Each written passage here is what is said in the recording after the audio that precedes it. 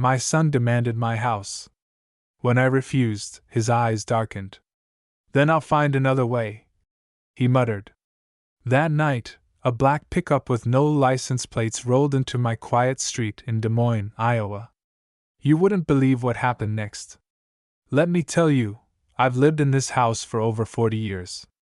Every inch of it carries memories of family dinners, Christmas mornings, and hard-earned victories. That night, though, the house felt different, almost like it was holding its breath. Earlier that evening, my son, Eric, barged into the kitchen with all the subtlety of a thunderstorm. He slammed the door so hard my coffee mug rattled on the counter. Eric's face was red, his suit jacket tossed aside, and his tie hanging loose. "Dad," he snapped, "Amanda's losing her mind about money again." I kept stirring the mashed potatoes, trying to calm my nerves. The roast was still in the oven, filling the kitchen with the kind of warmth only a real home can give. "Son, patience builds character. You're a hard worker, Eric." He stomped across the linoleum I'd laid down with my own hands 2 decades ago. "That's easy for you to say, Dad. You never had to listen to your wife comparing you to every successful neighbor on the block." He flopped into his usual chair at the oak table. "Amanda wants everything: new car, fancy kitchen, European vacations." I set down the plates, watching him. The lines on his face looked deeper than last Christmas. "What started the fight this time?" "Lauren's mom picked her up in a Tesla," he grumbled. "Amanda spent all afternoon looking up prices and telling me I'm not providing enough for the family." He ran a hand through his hair, frustration pouring out. "Good things take time," I said, pouring him a cup of black coffee, just the way he liked it. "She threatened to leave me again," Eric said quietly, looking away. "Said she won't waste her best years with a man who doesn't have ambition." I started carving the roast, just like my late wife, Helen, taught me when we first got married and could barely afford meat once a week. Eric poked at his dinner, his phone buzzing constantly on the table.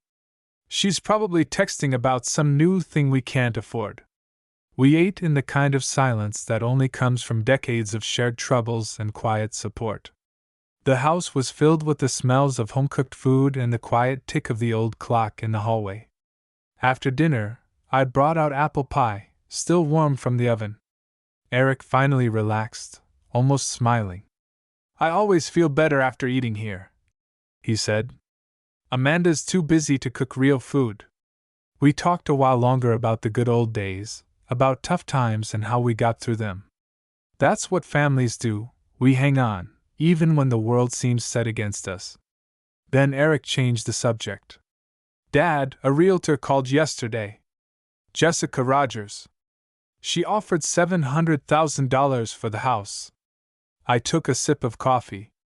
"I'm not selling my house." Eric jumped up, barely touching his pie.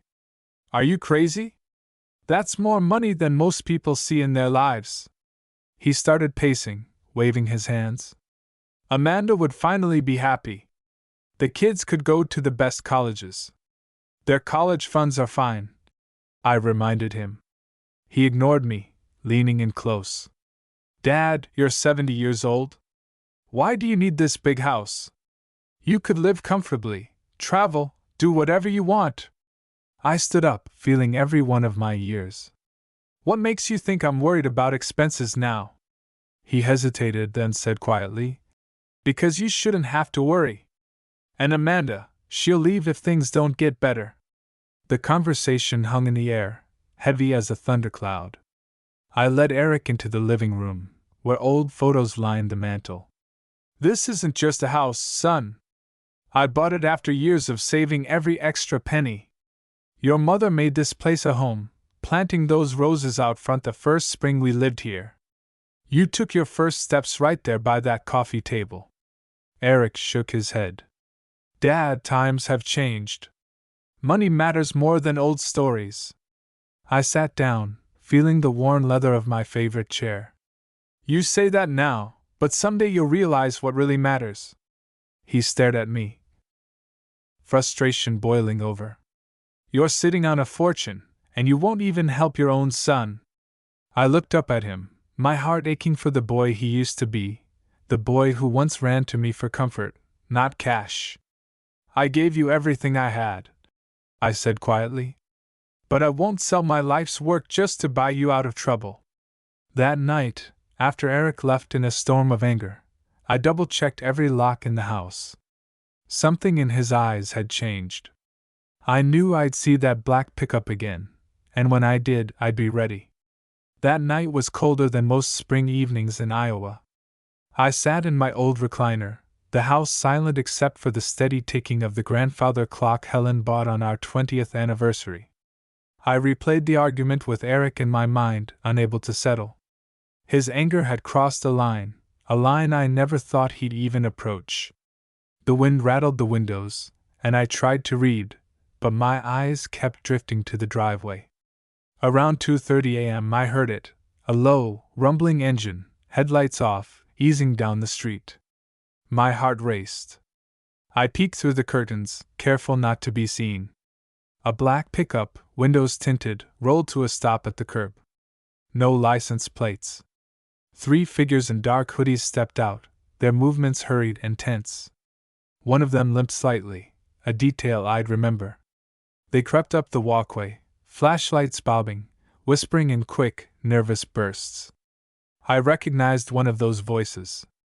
Eric tried to disguise his speech, but a father knows. I didn't panic. Instead, I quietly retrieved the old baseball bat I kept in the closet. Didn't own a gun anymore, Helen hated them, but I had enough backbone to defend my home. I dialed 911 on the cordless, whispering to the dispatcher as I moved upstairs, out of sight but with a clear view down the hall. The men tried the door first. Finding it locked, they went around to the back porch. I heard the soft metallic click of tools on my back door, then a frustrated grunt when the lock didn't give. They weren't professionals, just desperate. "Let's break a window," one of them whispered, panic starting to rise. "No! Too loud," Eric hissed. "Dad's a light sleeper." He was right about that. I tightened my grip on the bat, praying the police would hurry. I thought of Helen's roses outside, of Lauren and Tommy's childhood laughter, of every memory these walls had guarded. I wasn't about to let Eric or anyone else destroy them for a quick payday. The men circled back to the front, growing more anxious. Suddenly, the front porch light flicked on.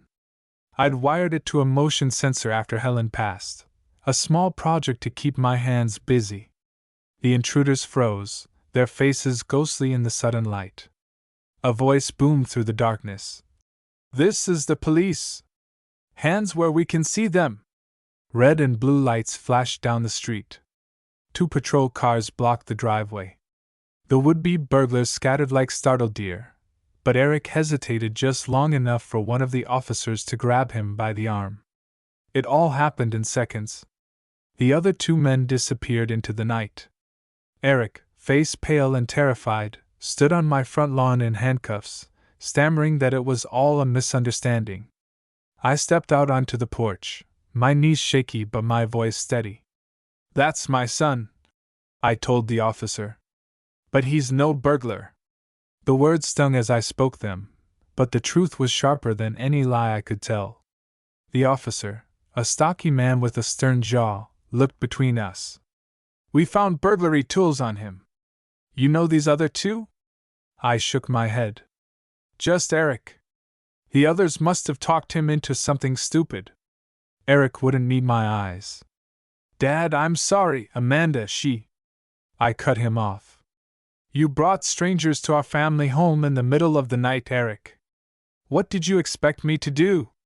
He tried to explain, but the words fell apart in his mouth. Amanda's demands? The mounting debt. The hopelessness that led him to consider stealing from his own father. The officers questioned us both. I told them I wouldn't press charges, but they made it clear there'd be a record of the incident. Eric was released to my custody just before dawn, sitting silently in the passenger seat as I drove him back to my house. Inside, the house was still. The only sound was the humming of the old fridge and Eric's uneven breathing. He finally spoke, voice raw with shame. "Dad, I don't know who I am anymore. I just wanted to make things right. I thought if we could just get out of debt, if Amanda would stop yelling, if the kids could have what their friends have." I sighed, feeling the weight of his regret, his desperation. "Son, you crossed a line. Family means everything, but it doesn't mean you take what isn't yours. You want to fix your life? Start by facing the truth. Stop blaming everyone else." Eric nodded, tears shining in his eyes. For a long while, neither of us spoke. I poured 2 cups of coffee, set them on the table, and waited for the sun to rise. Later that morning, Amanda called, demanding to know where Eric was. He tried to explain, but she hung up before he finished. The damage was done, there was no easy fix now.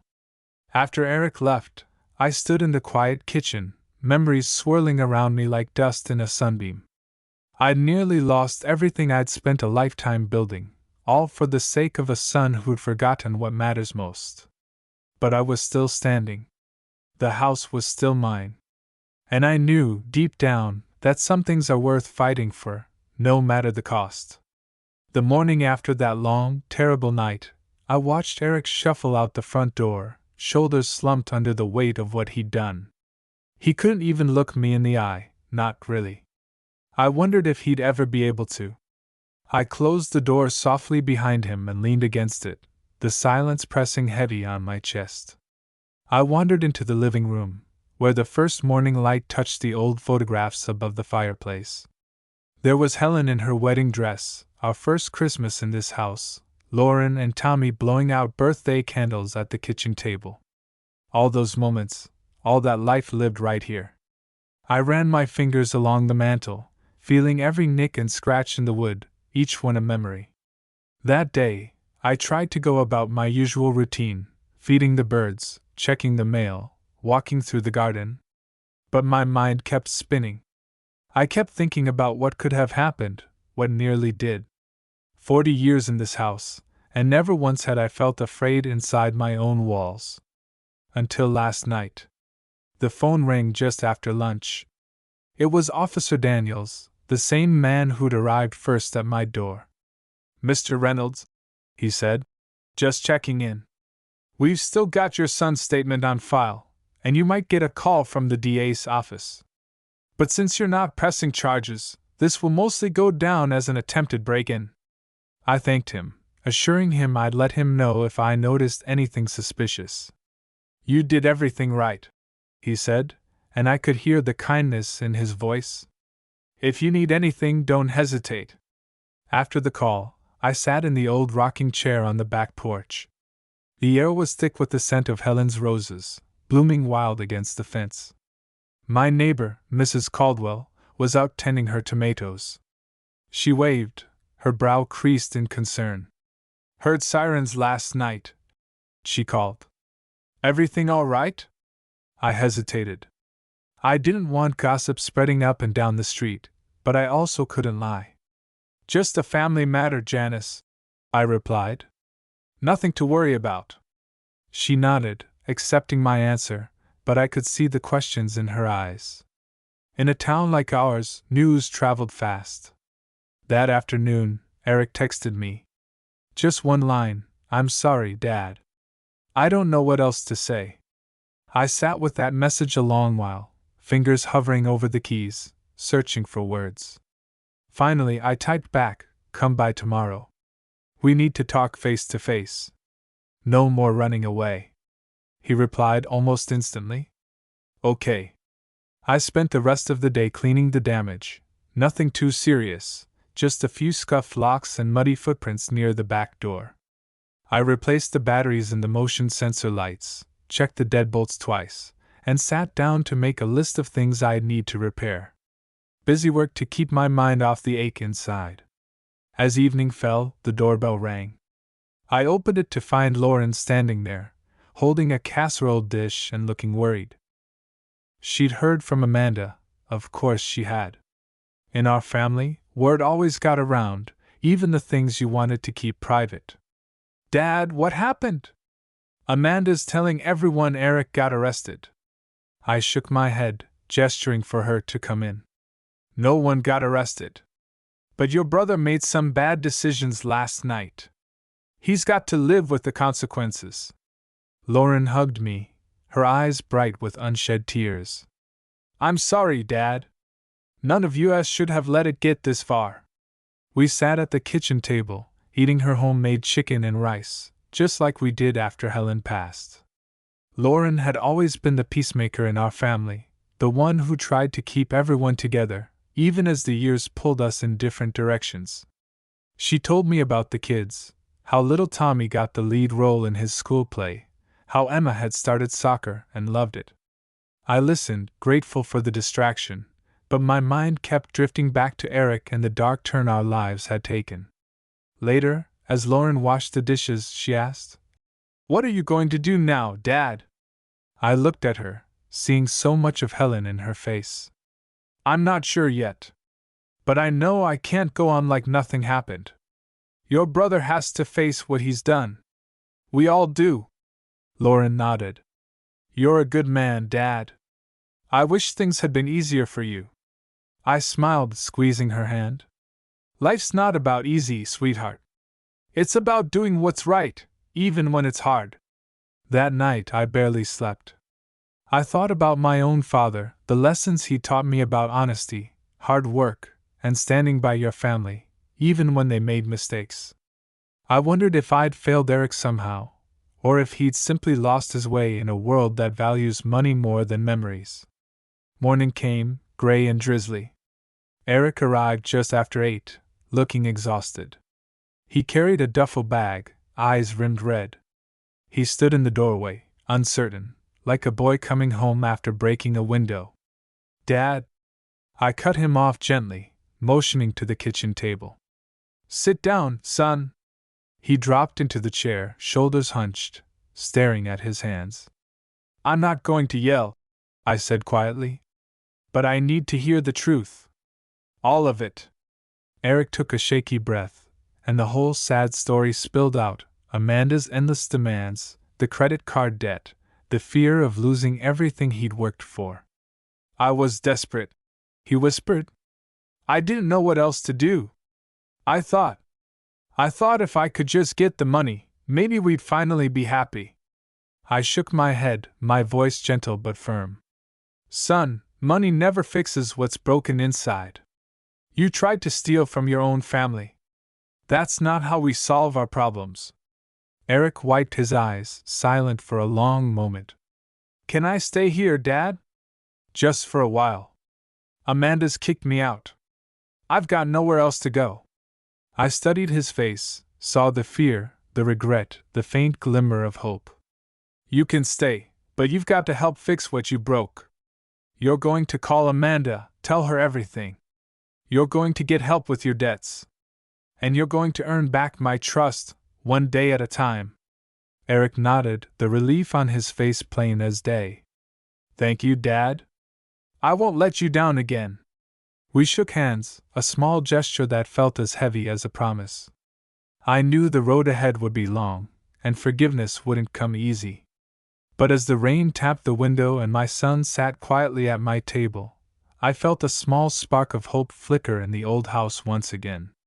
In the weeks that followed, the house settled into a new kind of quiet. Eric stayed in his old bedroom upstairs, the same room where he'd hung baseball pennants and plastered the walls with posters when he was a boy. Now, those walls seemed to echo with memories of better times, birthday parties, late-night talks, the simple peace of a family that, for a while, had everything it needed. Eric tried to make amends in small ways. He fixed the loose rail on the porch, cleaned the gutters, and helped me with the garden. He called Lauren every few days, checking in on his niece and nephew, but Amanda still refused to answer his messages. The tension between them was a storm that hovered over all our conversations. He started attending meetings at the local community center, support groups for people in debt, workshops on managing finances, even a class on anger management. Each evening, he'd come home tired but a little lighter, like he was finally facing himself instead of running from the truth. One night, over bowls of chili, he said, "Dad, I never realized how far off track I'd gotten. I kept thinking if I could just make more money, all our problems would disappear. But it wasn't about money, was it?" I shook my head, remembering my own struggles, long hours at the factory, Helen stretching every dollar until payday, the satisfaction of building a life one small victory at a time. "No, son, it never is. People forget what really matters." Eric pushed his bowl away and looked me square in the eye. "I want to pay you back for everything, Dad. Not just the money, though I know that'll take time, but for breaking your trust. For putting you through all this." I reached across the table and squeezed his shoulder. "You don't owe me a dime.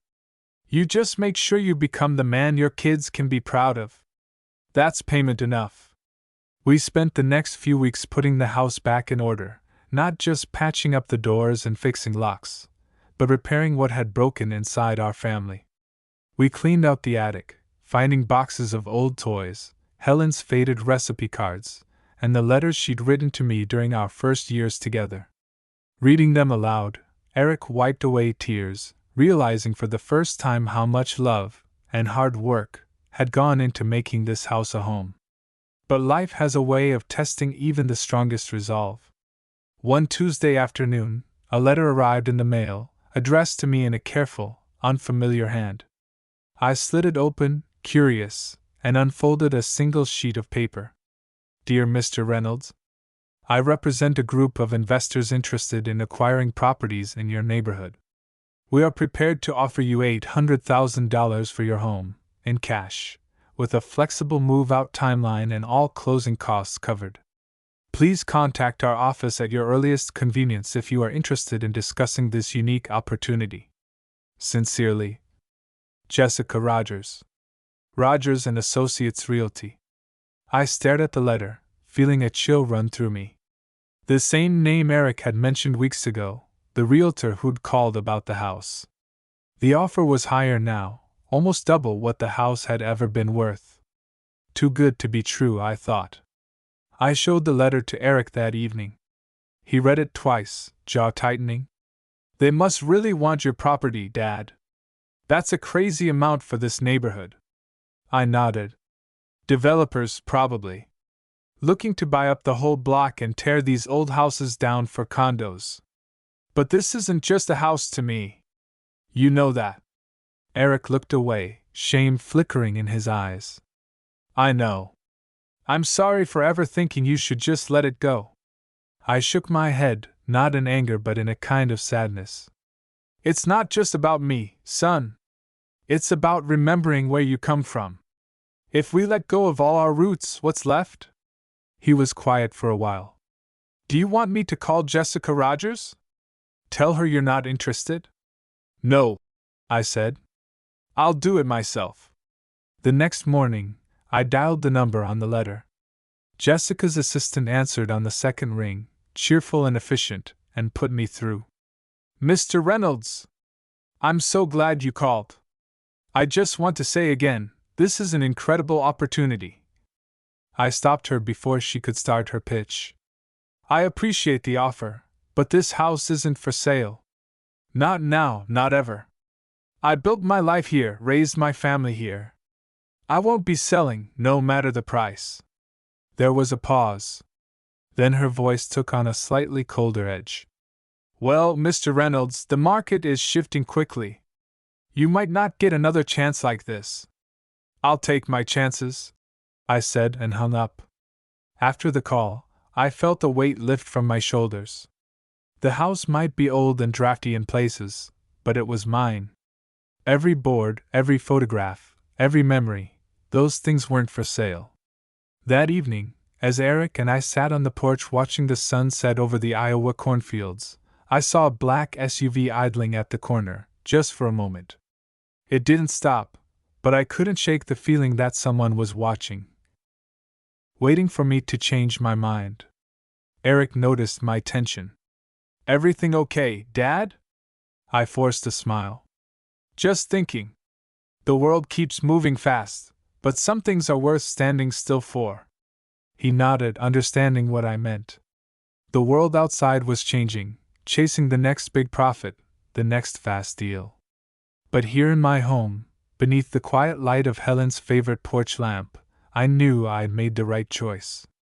Still, as darkness crept over the yard, I wondered if I'd heard the last of Jessica Rogers and her mysterious investors, or if trouble was just getting started. It wasn't long before the uneasy quiet was shattered again. Just a few days after that black SUV idled by the corner, a certified letter arrived, this time from a law office in Omaha. I could feel my heart rate quicken as I slit open the envelope at the kitchen table, sunlight slanting through the blinds onto the pale blue letterhead. Dear Mr. Reynolds, please be advised that our client, Rogers & Associates Realty, has been authorized to pursue all legal avenues to acquire your property located at 1043 Oakview Drive. If you do not accept our offer within 10 business days, we are prepared to escalate this matter through municipal channels. We strongly advise you to contact our office to avoid potential legal action regarding eminent domain, as well as to discuss your options for a fair resolution. Sincerely, Martin P. Langston. Langston and Myers, LLP. The words sat heavy in my hands. Legal action. Eminent domain. My blood ran cold, not just for myself, but for the entire street. These people didn't just want my home. They wanted the whole neighborhood, and they weren't above using threats. Eric found me at the table, letter trembling in my hands. He read it, face darkening with anger. They can't do this, can they? I shook my head slowly. Not unless the city gets involved. But when big money talks, sometimes the city listens. Especially if they promise jobs or new development. He clenched his fists, anger giving way to worry. We have to fight them, Dad. I nodded, feeling the old stubbornness rising up in me. We will. But we'll do it the right way. I called my old friend Bill Andrews, who'd been on the city council back when I coached Eric's Little League team. Bill was retired now, but he knew how things worked. After I explained, he sighed. Jack, they're buying up everything from the highway to the river. Some folks have already caved, couldn't turn down the money. But if you want to keep your house, you need to rally your neighbors. Get it in writing that you're not interested in selling. The more people who stand with you, the harder it'll be for them. We spent the next week knocking on doors up and down Oakview Drive. Some neighbors were scared, some angry, a few already packing to leave. But when I explained what was at stake, most agreed, this wasn't just about money. It was about preserving a way of life, a neighborhood where folks looked out for each other and shared more than just property lines. We held a meeting in my backyard, folding chairs scattered across the grass, lemonade sweating in pitchers, neighbors arguing and encouraging in equal measure. Old Mr. Caldwell, who'd fought in Korea, stood up and declared, I didn't survive 3 winters at Chosin Reservoir just to be run off my land by a bunch of lawyers. Even the Anderson twins, who hadn't agreed on anything since kindergarten, signed the petition. In the end, we got 14 signatures, enough to slow things down, at least for a while. During those days, Eric seemed to come back to himself. He took charge of organizing the younger families, ran flyers up and down the street, and started to find purpose in something bigger than his own struggles. One night, as we cleaned up after the meeting, he said, I never understood why you wouldn't just sell and walk away, Dad. But now I get it. It's not just a house. It's everything we built here. All the years, the friendships, the memories. I smiled, feeling proud for the first time in a long while. That's right, son. Some things you don't put a price on. But not everyone was happy with our stand. The next morning, as I was tending the roses out front, a man in a suit walked up the driveway. He looked out of place, shiny shoes sinking into the soft earth, clipboard in hand. Mr. Reynolds? He asked, voice smooth as silk. My name's Mr. Lane. I'm here to offer you one final chance to reconsider. My clients are prepared to raise their offer to $900,000. Cash. That's life-changing money for most folks your age. I wiped the dirt from my hands, meeting his gaze. You can tell your clients to keep their money. I'm not selling. He didn't blink. You understand, of course, that holding out won't help your neighbors. You're just delaying the inevitable. Everyone's got a price, Mr. Reynolds. Not me, I replied. Now, if you'll excuse me, I've got work to do. He left without another word, but the threat in his eyes was clear. I called Eric outside, told him what happened. Eric was quiet, anger simmering beneath the surface. They're not going to stop, are they? No, I said. But neither am I. That afternoon, as the sun slipped behind the trees, we gathered in the living room to make a plan. The legal threats would keep coming, the offers would get sweeter, and the pressure would rise. But for the first time in months, I felt like I wasn't alone. My son was with me, the neighbors stood beside us, and Helen's memory watched over everything we did. Before bed, I checked all the locks again, the routine now as familiar as prayer. I stood at the window, looking out over the darkened yard, and thought about all the storms this house had weathered: tornadoes, blizzards, family fights, and now, a new kind of siege. As I turned away from the window, I caught my own reflection in the glass, older, yes, and a little more tired, but also resolved. I remembered something Helen used to say: a home is only as strong as the people who refuse to let go. I turned out the light, heart pounding, and slept for the first time in weeks without fear, knowing that, come what may, I'd stand my ground. A few days later, trouble found us again, but this time, it didn't come in a suit or a letter. It came late at night, under cover of darkness, with the kind of boldness that only real desperation can breed. I woke up to a strange sound, glass shattering somewhere near the kitchen. For a moment, I thought I was dreaming. But when I heard footsteps on the hardwood, every sense in my old body snapped awake. My heart thudded, and I reached instinctively for the baseball bat propped behind my bedroom door. Eric was already out of his room, eyes wide. He whispered, "Did you hear that, Dad?" I nodded, holding a finger to my lips. "Stay here. Call 911. I crept down the stairs, every creak sounding like a gunshot in the silence. The moon cast long shadows through the windows, making every corner look dangerous. I could hear someone moving around in the kitchen, rifling through drawers, knocking things off the counter. Whoever it was, they weren't trying to be quiet anymore. From the staircase, I could see the outline of a man, tall, broad, moving quickly and nervously. I recognized that limp immediately. My hands tightened on the bat, not just with fear but with a sudden surge of anger. "Get out of my house!" I shouted, my voice filling the darkness. The man froze. For a split second, I saw his face in the moonlight. It was one of the men from that night, the night Eric brought them to the door.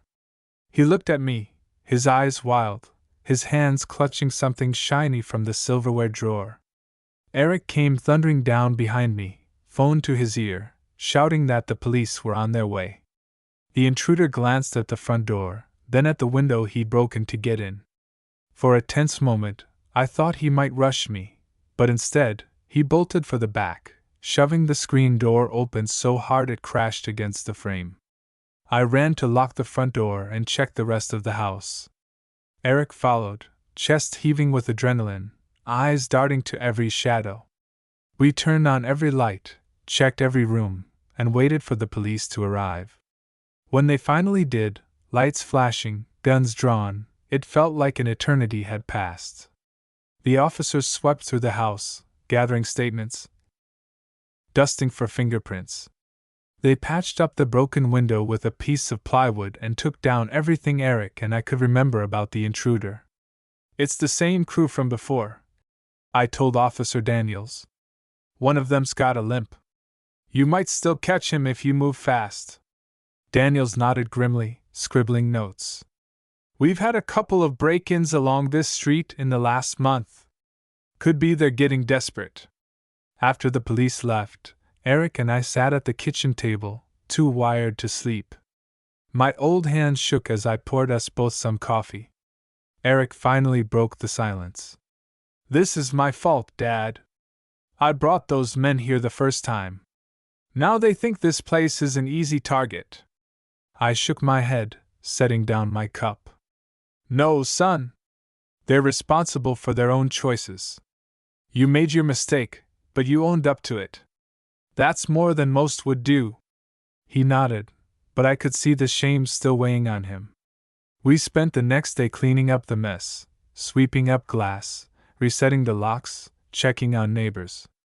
I called Bill Andrews again and told him what had happened. He promised to bring it up at the next council meeting.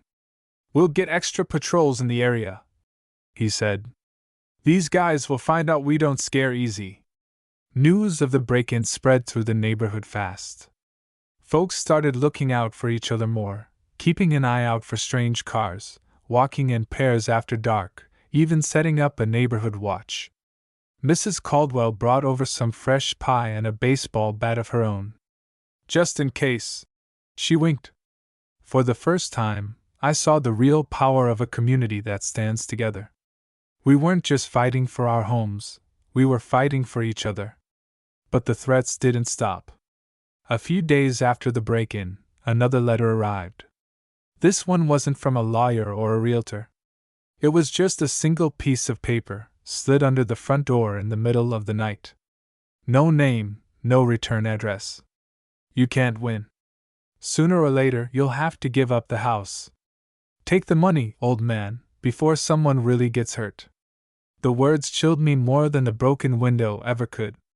I showed it to Eric and the police. Officer Daniels took it seriously, dusting for prints and promising to patrol the area even more. Eric wanted to call Lauren, to warn her and the kids to stay away from the house for a while. I agreed, even though it hurt not to see my grandchildren. Family's got to be safe, I said. We can't let these people scare us, but we don't have to invite trouble either. The next week crawled by, full of tension and small victories. Neighbors dropped by every day to check on us, bringing food and sharing stories. The Anderson twins rigged up a motion-activated camera out front, and Bill loaned me his old hunting dog to sleep on the porch at night. For the first time since Helen passed, I felt the full strength of the community she'd always cherished. Still, the threat hung in the air, heavy as a storm waiting to break. Late one night, after Eric had gone to bed and the house was quiet, I found myself in Helen's old rocking chair, staring out at the moonlit yard. I talked to her photo, like I'd done 100 times before. I wish you could see this, Helen. You always said I was too stubborn for my own good. But I'm not giving up. Not now. Not after everything we built. As I sat there, the night wrapped around me like an old blanket, I knew the fight wasn't over. But neither was I. I'd survived worse storms. I could survive this one, too. The final chapter of this battle came not with a bang, but with a choice, a test of whether I'd cling to anger and fear, or let go and finally live in peace. For weeks after the break-in, the tension in our home hung like a thundercloud. Eric barely slept, jumping at every sound. Neighbors stopped by daily, dropping off pies, casseroles, and news about the city council's progress. Officer Daniels made good on his word. Patrol cars circled our block every night, and the Anderson twins' camera captured footage of a black SUV cruising slowly past but never stopping again. I called the city attorney myself, determined to get answers about the threats of eminent domain. Mr. Reynolds, there's talk about redevelopment, but nothing has been filed. With all the petitions from your neighbors and the press attention, there's no way the council can push this through without a fight. Hold tight. I think you all bought yourselves more time than you know. Word got out, an old man refusing to sell, a neighborhood standing firm, threats turning into police investigations. Local reporters wanted interviews. I declined. I wasn't interested in being a symbol, or a headline. I just wanted my home, my family, and a little peace. But Eric, in a moment of resolve, decided to speak up at the next city council meeting. He stood up in front of a packed room, voice trembling at first, but growing steady as he told our story. He spoke about second chances, about the importance of roots, about how communities are built not with concrete and glass, but with shared struggles and loyalty. People listened. Some even cried. When he finished, the mayor thanked him personally. "Mr. Reynolds, you reminded us all what really matters. Whatever happens, we'll do right by you and your neighbors." By then, even the investors seemed to have lost their appetite for a fight. The legal threats faded away. Jessica Rogers' calls stopped. A few weeks later, I got another letter, this one simple and signed, but typed on the same blue paper as before. "We will not pursue acquisition of your property at this time. Consider this matter closed." I sat in the kitchen with the letter, a strange calm washing over me. The storm was over. We'd won, not just the right to keep our house, but something far more precious, the dignity of standing up for what's right, and the healing of old wounds in our family. Eric changed bit by bit. He took a steady job at the local hardware store, working alongside Bill Andrews' grandson. He paid down his debts, called Lauren and the kids every week, and even managed to reconcile, slowly, with Amanda. There were rough patches, but he faced them with the quiet grit I'd always hoped he'd find. The neighborhood, too, changed in subtle ways. Folks who'd barely spoken before now stopped to chat, swapping recipes and stories, sharing tools and time. Mrs. Caldwell's tomatoes became the talk of the block. The Anderson twins started a monthly barbecue that turned into a tradition. And me? I found peace in the simplest ways. Mornings spent watching the sun rise over Helen's roses. Afternoons in the garden, evenings in my old rocker, listening to the sounds of a living house, laughter, footsteps, the occasional argument, all the music of ordinary life. Sometimes, I'd catch Eric watching me, as if seeing his father with new eyes. One night, sitting on the porch under a wash of stars, he asked quietly, "Dad, do you ever regret not taking the money?" I thought for a long moment, looking out over the yard I'd tended with Helen, the house I'd built with my own hands, the neighborhood we'd helped hold together. "No, son. Money comes and goes. But this," I gestured to the glowing windows, the laughter drifting from next door, the sweet Iowa night. "This is forever. Some things you can't put a price on. Some things you fight for, no matter what." Eric nodded, a gentle smile spreading across his face. "I get it now, Dad. I really do." As summer turned to autumn, and the leaves burned gold and red across Oakview Drive, I felt the years settle gently around me, not as a burden, but as a gift. My house was still standing, filled with memories and hope, and my family, though battered, was whole again. In the end, I learned that the truest strength isn't just in holding on. Sometimes, it's in forgiving, in reaching out, in believing that even broken things can be made whole again. So if you ever find yourself in a battle for what matters most, remember an old man in Iowa who stood his ground, not for money, but for love, and for the legacy that lives on in every nail, every laugh, every stubborn, beautiful memory. And that, my friend, is worth more than any fortune.